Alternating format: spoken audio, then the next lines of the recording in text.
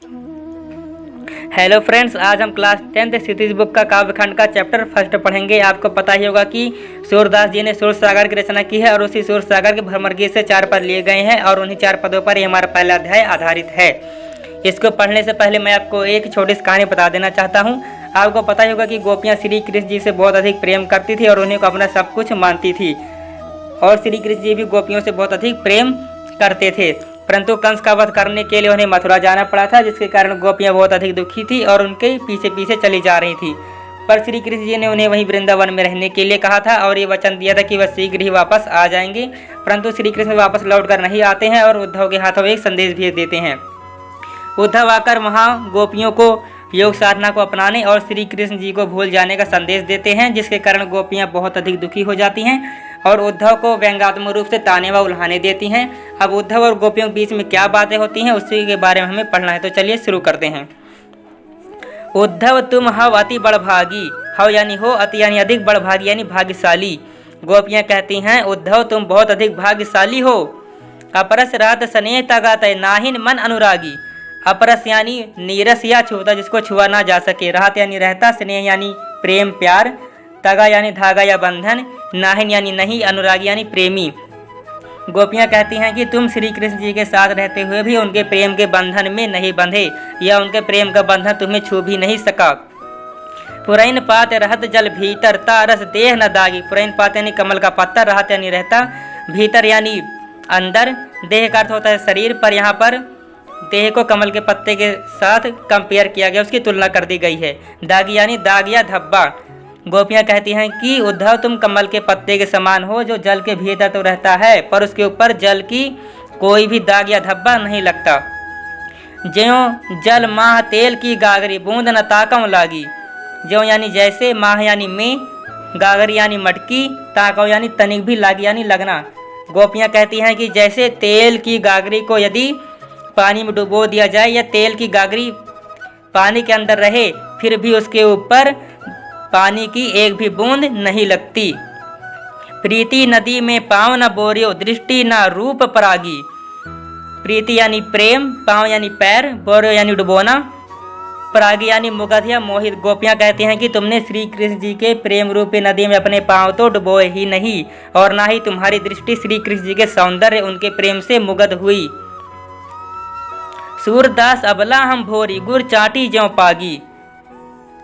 अबला यानी कमजोर स्त्रियां या निर्बल जिसमें शक्ति ना हो। भोर यानी भोली भाली, गुड़ यानी गुड़, चाटी यानी चाटना, ज्यों यानी जैसे, पाग यानी चीटी। सूरदास जी कहते हैं कि गोपियां यह कहती हैं कि वह तो अबला भोली भाली हैं और वह श्री कृष्ण जी से ऐसे ही प्रेम करती हैं जैसे कि चींटी गुड़ से चिपक जाती है और वह चाहकर भी उससे अलग नहीं हो सकती।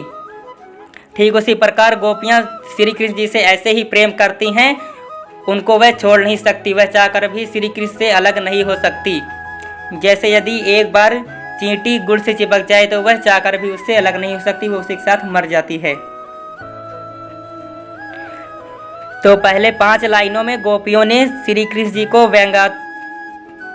श्री कृष्ण नहीं उद्धव को व्यंग्यात्मक रूप से ताने व उल्हाने दिए हैं और उन्हें कहती हैं कि तुम श्री कृष्ण जी के साथ रहते हुए भी उनसे बिल्कुल अलग हो, उनके प्रेम के बंधन में नहीं बंध पाए।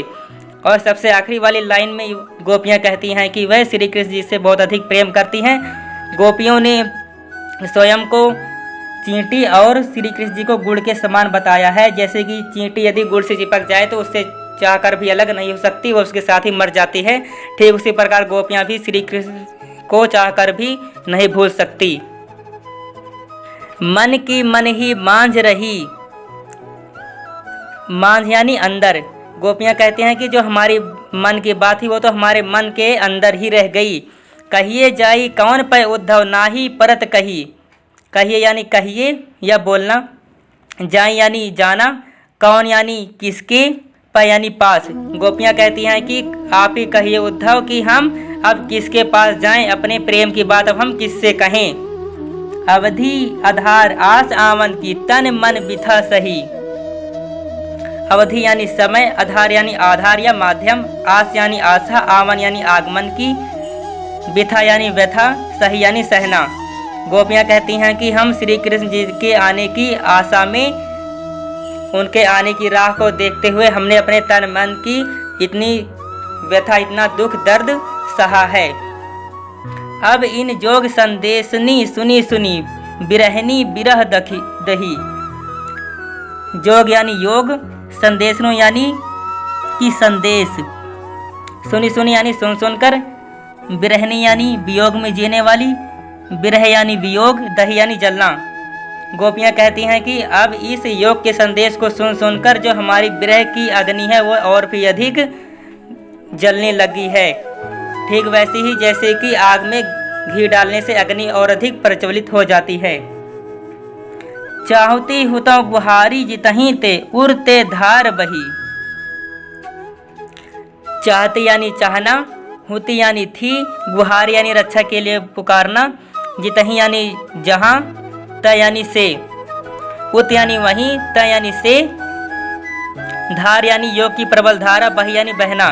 गोपियाँ कहती हैं कि हम अपनी रक्षा के लिए जहाँ से पुकारना चाहते थे, यानी जिसको पुकारना चाहते थे, वहीं से उल्टी धारा बहने लगी।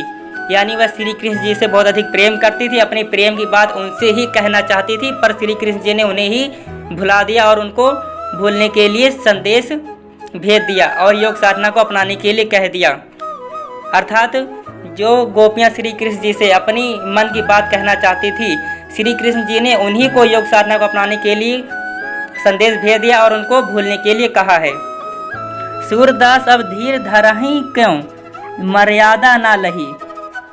धीर यानी धीरज, धरहि यानी धरना, क्यों यानी क्यों, मर्यादा यानी कि मर्यादा, लही यानी ना रखी या रखना।